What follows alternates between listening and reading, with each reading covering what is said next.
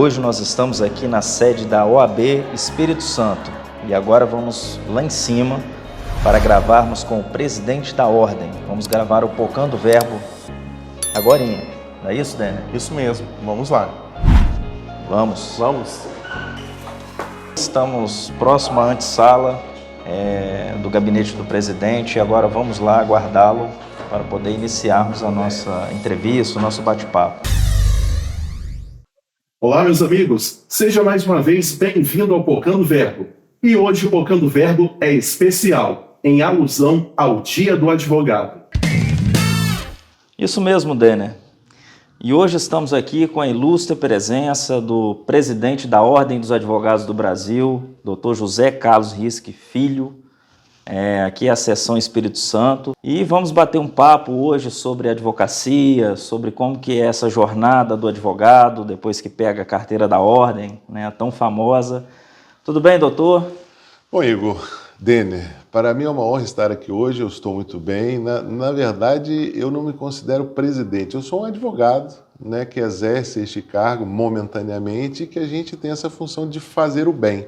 Então, esse é um dia muito importante, sabe? Você sabe que a advocacia hoje ela tem uns enfrentamentos que são muito claros contra qualquer retrocesso nos direitos nossos, da nossa classe, dos cidadãos, enfim. E para mim é uma honra este momento aqui.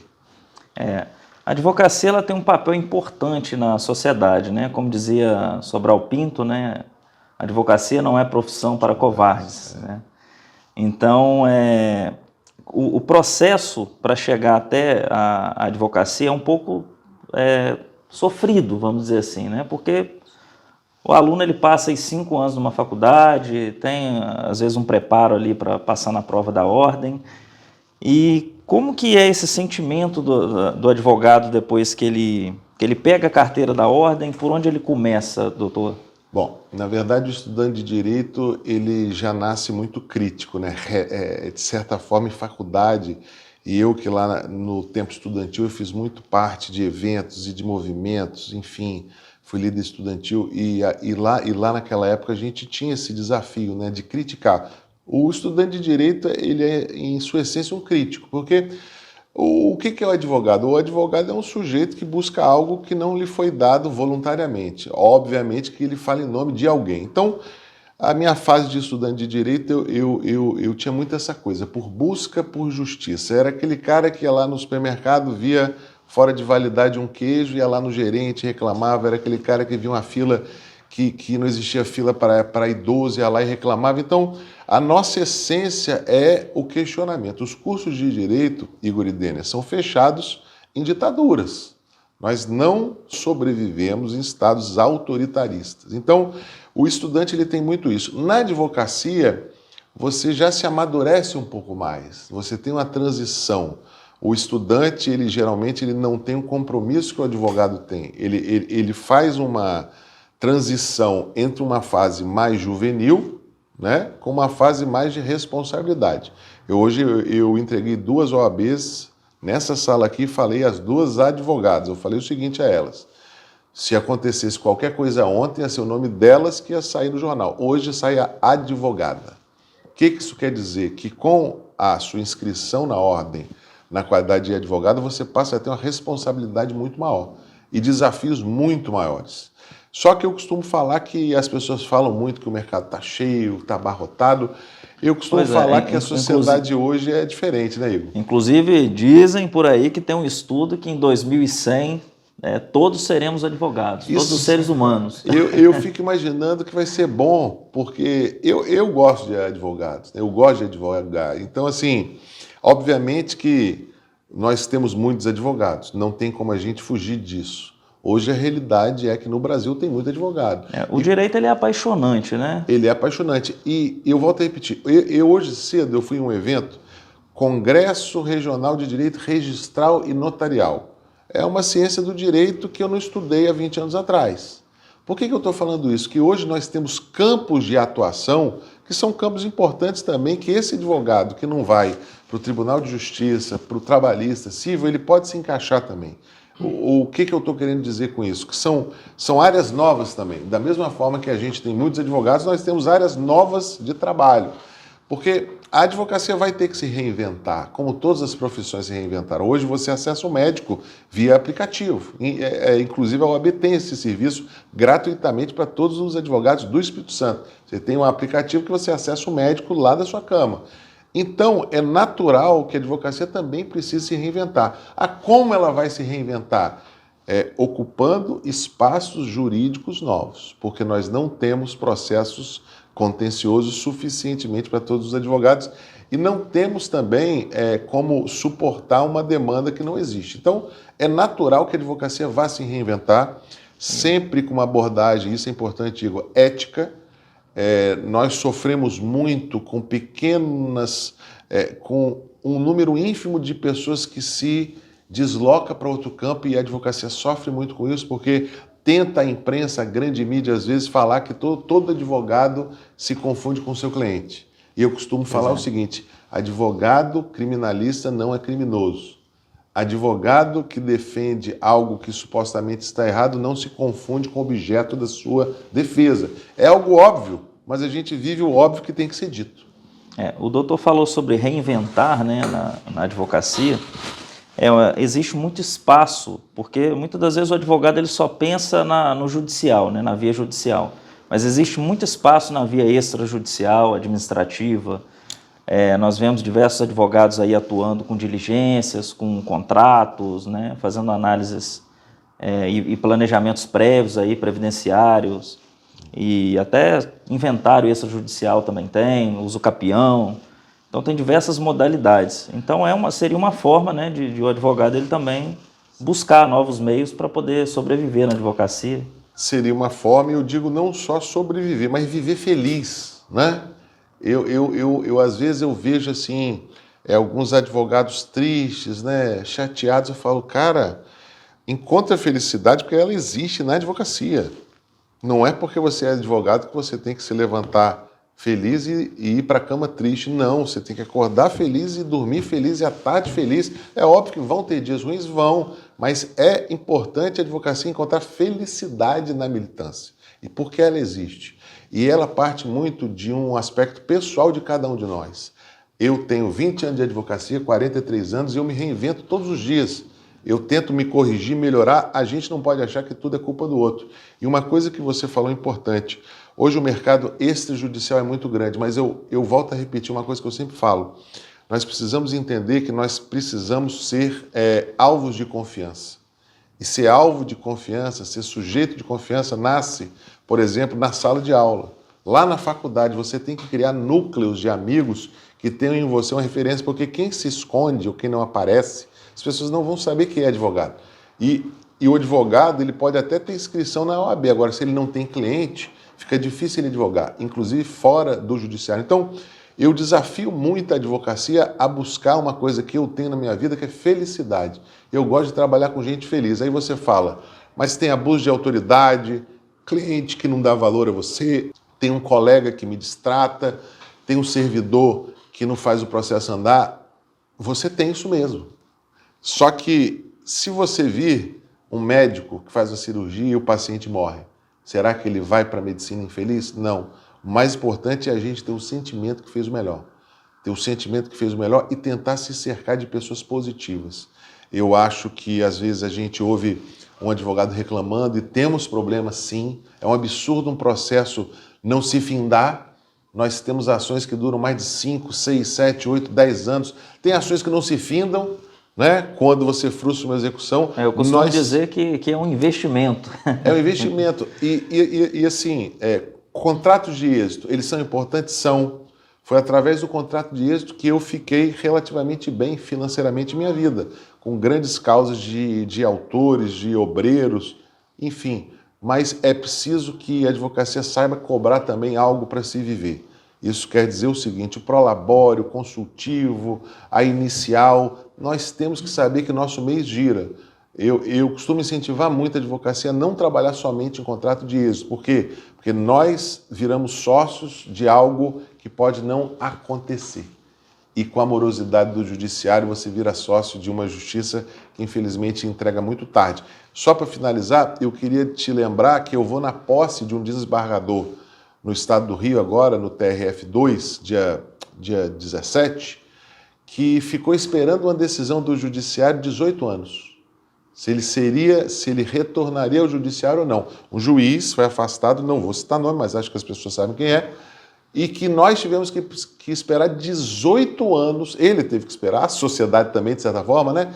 18 anos para a própria justiça falar se o juiz retornaria ou não para a justiça. Então, assim, não é uma exclusividade do cidadão nem do advogado.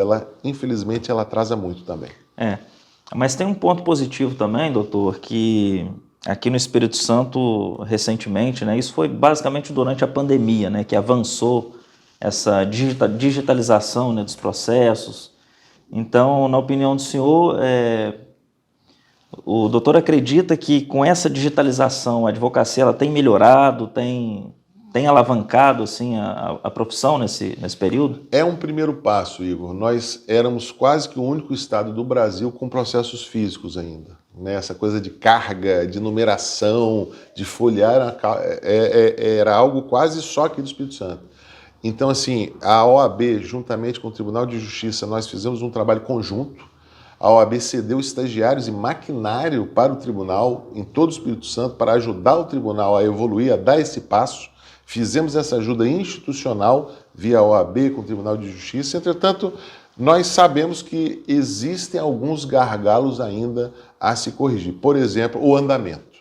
Não basta só que o processo ele seja eletrônico. Ou seja, não basta só você digitalizar o processo e deixar ele viver online se você não tem treinamento e servidores próprios para fazer o processo andar. É um primeiro passo importante. A OAB saúda o Tribunal de Justiça, o Fábio Klein, um presidente que, sem dúvida alguma, tem uma visão muito bacana. Pedro Felrosa, que já esteve aqui na OAB, que tem esse projeto no TI, mas é um primeiro passo. Nós precisamos evoluir mais. A gente tem observado, retornando à questão do extrajudicial, novas profissões, a inteligência artificial, tudo isso tem extinguido algumas profissões e tem mudado também as relações na sociedade. Quanto mais conflitos e reincidência desses conflitos também, isso pode desencadear novos ramos do direito, uma forma do advogado, com uma boa percepção também, começar a explorar uma forma de resolucionar esses problemas? Com certeza. Eu uso inteligência artificial eventualmente, né? Por exemplo, você vai fazer um discurso numa cidade, você vai lá, faça um texto sobre a cidade, aí você usa, mas eu acho que a inteligência artificial, ela ainda é um texto infantil sobre o que a gente pode entregar. Isso quer dizer o seguinte, que ela é um aliado importante, tal qual as automações que nós temos ainda, agora muitíssimo longe de alcançar o que o ser humano é. Eu penso que a essência humana, como o próprio nome fala, é uma essência insubstituível, porque o sentimento ele existe dentro da gente que não existirá nunca em uma máquina. E tudo que a máquina faz é um transporte de uma inteligência que, em essência, ela é humana. Então, assim, nós já vivemos isso. Eu vou falar o Shopping Vitória. O Shopping Vitória, quando se lançou, você tinha o quê? Você tinha um quiosque na entrada do estacionamento com um ser humano te entregando um ticket. Uma ação extremamente, com todo respeito ao trabalhador, mas extremamente simplória. Né? Você baixava o vidro, o ser humano te entregava um ticket, você entrava e pagava para outro ser humano. Hoje você tem o quê? Você tem um guichê que te entrega o ticket e você tem uma máquina que te paga o ticket. Você paga a máquina o ticket. São dois empregos que foram extintos pela simplicidade do ato. Isso quer dizer o seguinte, todo ato jurídico que for simples como a entrega de um ticket, ou como um apertar de botão, uma assessorista, uma profissão extremamente em extinção, não sei nem se temos em Vitória ainda um assessorista, se tiver, digam aqui na Grande Vitória, onde a gente tem um prédio que tem um assessorista, a pessoa que vai lá e aperta o botão. Eu já vivi muito essas pessoas, eu já tive amigos lá, inclusive. Eu ainda consegui ver. Então você me fala onde é que tem, porque eu não sei. Na Justiça do Trabalho tinha até. Tinha, eram minhas amigas todas elas, eu fiz amizade com várias ali. Eu não sei se tem ainda, mas isso quer dizer o seguinte, que essa ação simplória, a automação, a IA, a inteligência artificial, vai superar rapidamente. Aí você me fala, Risca, onde é que isso está? Por exemplo, a ação de juizado sobre atraso de voo. É uma ação extremamente simplória, né? Mas só que o simples pode ser aprimorado também. Eu espero que a Skynet venha para o bem. Não é verdade? Eu iniciei a minha advocacia com pedido de liminar de plano de saúde. Cirurgia de coração, de estente. Era uma peça basicona. Plano de saúde existia? Existia. Houve indeferimento? Houve. Era uma peça extremamente simples. Então, assim, essas peças simplórias e que você não queira aprimorar, elas podem ser facilmente substituídas. Agora, uma justa causa, né? Uma ação de reconhecimento de vínculo empregatício, um habeas corpus, um júri. Vocês conseguem ver um júri sendo realizado por um MIA? Essa dimensão da doutrina, da empatia e da experiência de vida é insuperável. O júri é teatro puro. Eu nunca fiz, mas é meu sonho fazer. Me convidem, inclusive. Porque eu tenho que ir com alguém bom de júri que eu nunca fiz. Eu não sou doido de me arriscar aí só. Mas a questão é que eu acho que a advocacia não precisa temer. A inteligência artificial, ela vai fazer o que sempre foi feito há anos. Substituir aquilo que é básico, que é simplório, e não vai evoluir para que a gente deixe de existir. As pessoas elas têm medo, né? Vamos deixar de existir. Não vamos. É óbvio que morreremos, mas não deixaremos a raça humana, ao meu ver, de existir por conta de inteligência de máquina. É óbvio que isso vai levar a contornos expressivos. Por exemplo, eu os convido a fazer uma poesia no ChatGPT. Eu já fiz várias. Você põe seu nome, a sua idade, seus filhos, seu time de futebol, ela cria lá uma poesia em 10 segundos, mas é uma poesia infantil. Você ri, a rima ela é muito mecanizada, né? Botão com tostão, uns negócios assim, que você vê que não tem essência. Né? Você vê que não tem essência. Eu consumo algumas literaturas assim, que eu não compreendi antes, como Machado de Assis, por exemplo. Eu fiz um teste no ChatGPT e fazendo uma comparação, acho que dificilmente hoje a inteligência artificial conseguiria interpretar certas doutrinas, jurisprudências e trazer essa experiência de vida também para poder fazer, por exemplo, como o senhor falou, júri, você conseguir trazer um resultado mesmo satisfatório para o cliente. E emoção, né? E emoção, principalmente. A emoção, para mim, é substituível. Levar a hermenêutica, a exegese dentro da inteligência artificial realmente seria um desafio muito grande. Dia desses eu vi um prédio, não sei se foi Estados Unidos ou Europa, que tinha uma placa assim, ChatGPT, faça isso. O construtor botou um outdoor lá em inglês, faça isso. Então assim, pega uma peça sua dele, Igor, uma peça que você ficou a noite toda ali e trabalhou, põe isso aqui, faça isso. Não faz. Não faz. Graças a Deus. Graças a Deus, Igor. Isso. E vamos para o segundo bloco falar sobre a jovem advocacia, doutor. E estamos de volta, agradecemos a audiência. Gostaria de pedir para você continuar compartilhando, se inscreva no canal e passe para quem ainda não é inscrito, tá bom? Ative as notificações. Igor, vamos lá? Vamos lá. Doutor, a gente gostaria de apresentar o Denner aqui como futuro advogado, porque Obrigado. Também está no caminho aí na trajetória para a prova da ordem. Maravilha. E nós gostaríamos de ouvir do senhor um pouquinho sobre essa trajetória do advogado pós receber a carteira da ordem. Fui lá, fui aprovado, agora recebi a carteira da ordem. E agora? Qual é o caminho assim, que a OAB sugere? Igor, uma coisa que eu tenho falado muito é para que o advogado jovem ele não seja tão crítico a ele mesmo. Existe uma onda assim de ficar rico rápido, né? Hoje a gente quer todo mundo... Você quer um lanche, você chama um iFood, um carro, um Uber, uma namorada, Tinder, né? Eu não sei porque eu não fui solteiro no tempo de Tinder, eu não sei o que é isso, mas tem uns amigos meus aí que me falam. A questão é que para o advogado jovem ele tem que ter, acima de tudo, paciência e carinho com ele mesmo. Eu recebo aqui advogados, às vezes, que falam o seguinte, olha, eu sou advogado há 2 anos e já penso em desistir. Cara, 2 anos não é tempo para se autoavaliar. Eu pensei em desistir até o 3º ano. Por que eu falo isso? Primeiro, eu assumi um escritório, que era uma sala, que não tinha nada, era só um imóvel, e eu comecei com 0 processo. Começar com 0 processo é extremamente difícil. Primeiro porque você chega em casa e sua mãe fala para você, cara, você não vai trabalhar? Eu não tinha causa, e fui começando a ter causas e a me conectar, e fui efetivamente entender o que é advocacia a partir do 7º, 8º ano.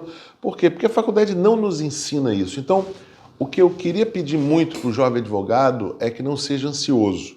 tenha em sua mente que é um período de maturação importante de no mínimo 5 anos. Não tenha medo de errar. Frequente a OAB, e aqui é um convite não só para seccional, para subseções do Estado do Espírito Santo, porque a OAB é a sua casa. Essa sala não é minha, não é do Dênia, não é do Igor. Essa sala, o auditório, o plenário, a OAB é da nossa classe, é da advocacia, inclusive jovem.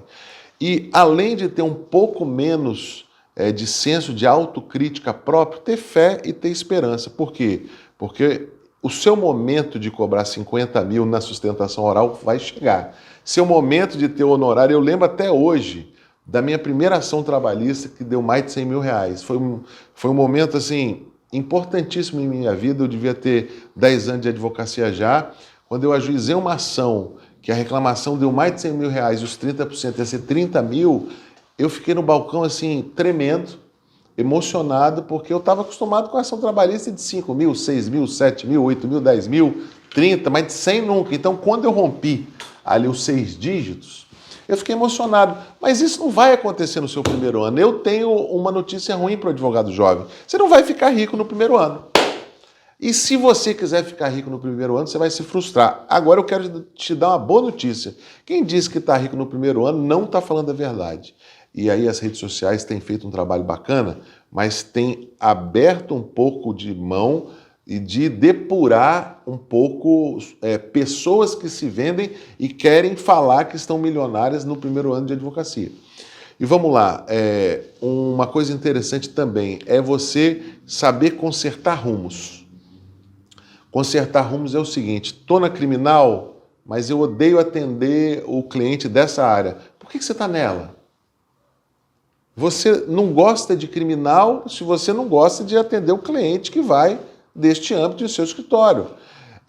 Mas eu gosto de trabalhista, mas não gosto de lidar com o trabalhador. Por que você está nela?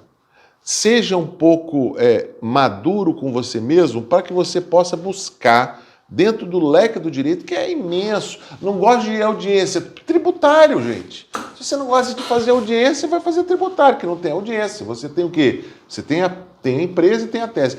Eu não gosto de ter sócio. Então, por que você tem sócio? Porque eu tenho que ter o custo aqui ao meio. Então, cria um escritório menor. Eu não tenho condição de ter um escritório próprio. Vai se associar, vai empregar. Então, assim, este rumo que a advocacia ela vai ter que seguir é algo muito individual, Igor, é muito próprio. Se você relaxar, você vai levar essa vida infeliz que você pode estar hoje e vai ser ruim para a profissão e para você também. Então, a minha dica é paciência, paciência, paciência. E segundo, autoavaliação. Tente se autoavaliar sempre. Eu tenho 20 anos de advocacia e repenso o que eu faço todos os dias. E aprendo cada dia com os meus erros também. O advogado ele tem essa possibilidade no início de carreira, como membro de alguma comissão? Sem dúvida. A OAB é um grande ambiente de relacionamentos de alto nível, mas alto nível que eu digo o seguinte, são pessoas boas. Quem está na OAB quer se doar em prol da nossa classe, isso é muito bacana. Então, assim, para o advogado jovem, a OAB, quais as dificuldades iniciais que o advogado tem? Estrutura, escritório. Eu já atendi em casa, Igor, não sei você, mas enfim, eu já atendi em casa, em café, em casa de cliente. Então, não é bom, na verdade, você atender em sua casa porque você abre a sua intimidade. E às vezes não é o momento de num início de vínculo, ele entrar na sua casa, olhar sua geladeira, saber onde você mora, porque é uma relação que pode, inclusive, não ir tão bem em algum momento. Então, o que a OAB tem? Escritórios para toda a advocacia. Eu adoro visitar o projeto Meu Escritório e ver que a advocacia está usando, porque é bom, porque você vê o advogado trabalhando e usando a nossa estrutura. Hoje os fóruns têm salas maravilhosas, o TRT, o Tribunal de Justiça. Eu vou inaugurar esse mês, em agosto, agora 2 novas casas da OAB em Vitória, no Fórum Civil Novo, na Enseada do Suá, e a casa em Santa Lúcia, que vai ser uma revolução do sistema de comissões. Então, venha para a OAB. Aqui a gente não fecha a porta para absolutamente ninguém. Então, no quesito estrutural, a OAB tem essa estrutura maravilhosa que oferece a nossa classe e os projetos da OAB como meu primeiro cliente, que é um projeto que eu vou reativar, que é assim, para mim o projeto mor da OAB. É um projeto desafiador, porque Nós não somos um SESI, né? De certa forma, dar vagas em escritórios, dar cliente para a advocacia é um desafio muito grande, que na verdade não é uma função primordial nossa, mas a gente entende que precisa pôr o dedo nisso, porque tem advogados que precisam deste apoio, deste link, da conexão. Então esse é um projeto que nós vamos reativar ainda este mês, e eu estou muito feliz, porque nós demos mais de 100 vagas para advogados iniciantes em grandes escritórios, que é uma relação que a gente faz entre um treinamento interno na OAB e a condução desse advogado para uma banca.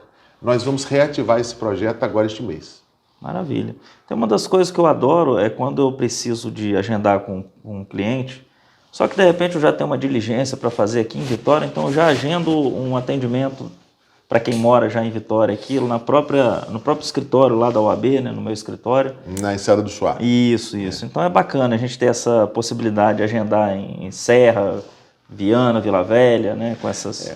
O da Enseada do Suá, Igor, tem uma história interessante, porque eu tenho um médico lá no prédio que eu vou muito ali. E quem me conhece sabe que eu chego assim pontualmente, e ele sempre atrasava. Aí eu ia lá no cafezinho ali de baixo, que é em frente a essa sala, Isso. e ficava esperando ele ali, e ficava olhando aquela sala sem ninguém, e um monte de advogado passando para um lado para o outro, e risca. Eu falei, cara, isso aqui é muito bom, porque tem a sala aqui na minha frente.